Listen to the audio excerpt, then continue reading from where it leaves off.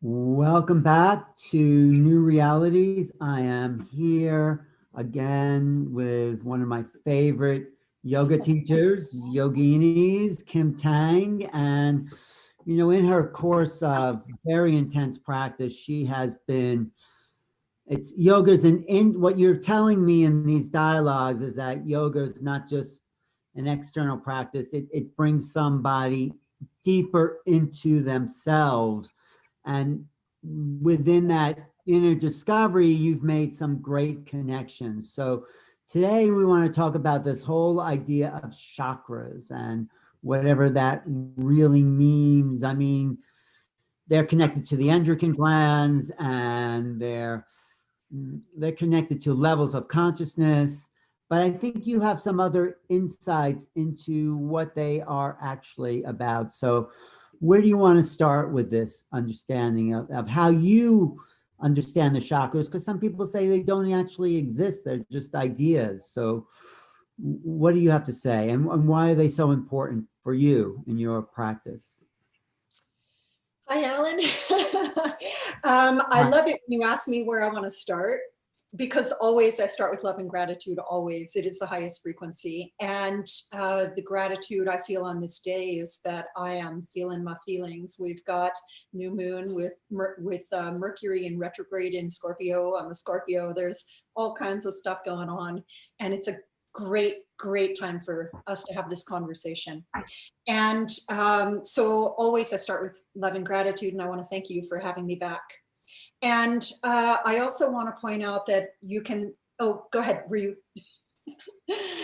I also want to point out that you can see that our conversations are like growing and gaining momentum, and they're becoming more expansive, but they're also fine-tuning and honing in. And so our conversations are both kind of micro and macro, and they're getting bigger but more specific. And I'm loving the opportunity to have a series of conversations with you, because then we get to do it like that. It's really expansive. So someone who might have watched the first one, which was called Yoga and Consciousness, might have gotten the impression that my conversation would be about how to do a deep asana or how to cultivate a deep practice. But then you can see through not only that Yoga and Consciousness part 1 and part 2, but then I think the third one we did was how to serve on a higher level. And that was through cultivation of that inner journey through the practice. And now we can get to really, I want to talk, I'm just gonna free flow this. I want to talk like chakra nuts and bolts.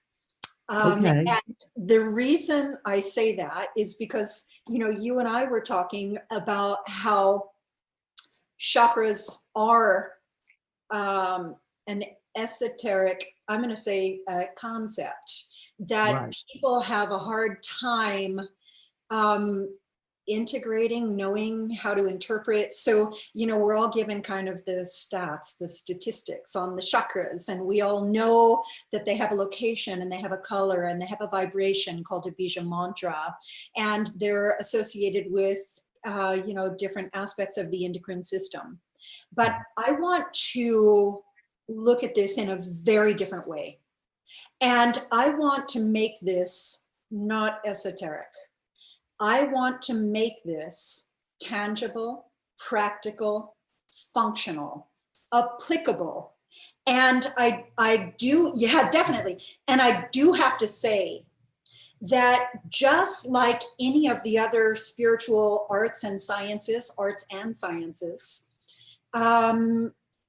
there's some intuition involved in interpretation.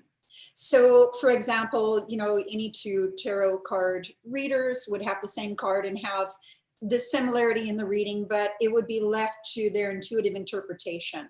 And so I am going to, give it to you good, my intuitive interpretation of chakra diagnostics. Right. No, I like that. I mean, they're intuitive, your insights, but they're also practical and they also are applicable.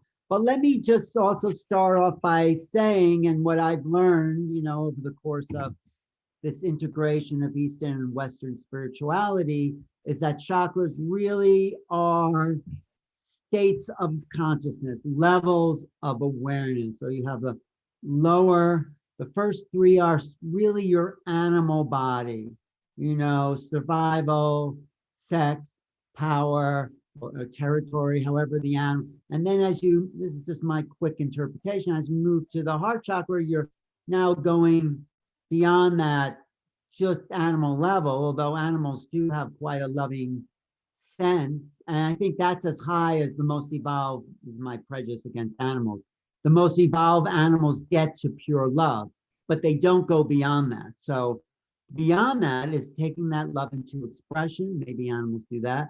And then vision, and then all knowing. So it's like, that's how I really learned it. So they're sort of ideological in that sense, and they may have practical connections to the endocrine glands, which I think they do. But I'm interested in the insights you've gotten because you're working with these concepts, these ideas, these practical applications every day. So tell me.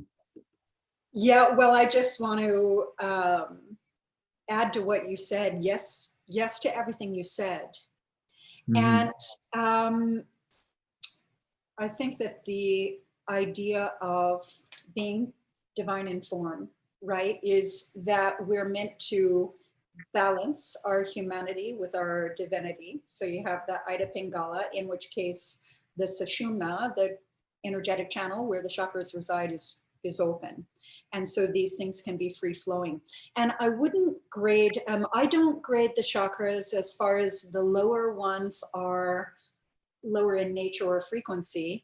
In the way of being animalistic, I think it's really more like we're meant, yes, yes, the lower ones are more symbolic of our humanity. Yes, the higher ones are more symbolic of our divinity. So what I think of, and what we'll get to, what I think of as the chakras being wide open, free flowing, and most especially imbalanced, is that we as divine in form are what I'm going to call tethered between the core and the cosmos. So quite literally, the feet firmly planted on the earth with the eyes to the stars, receiving from the collective.